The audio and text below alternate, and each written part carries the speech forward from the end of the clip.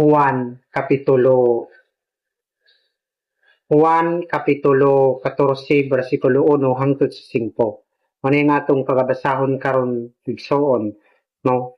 Mga suking tigpaminaw. Juan 14, 1 hangtod sa 5. Mingon ang atong Ginoong Kristo atong ibutang sa screen. Nara. Ingon siya, ug mingon kanila si Jesus, ayaw kamo kaguol.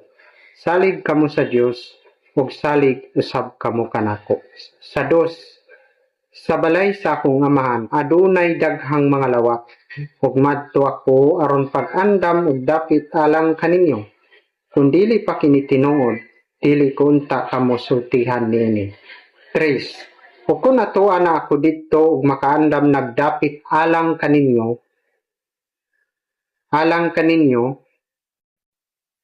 muanhi ako pag-usab ug kuhaon ko kamo, aron bisag asa ako atoa usab kamo. Nahibalo kamo sa dalan, paingon sa dapit nga akong atuan.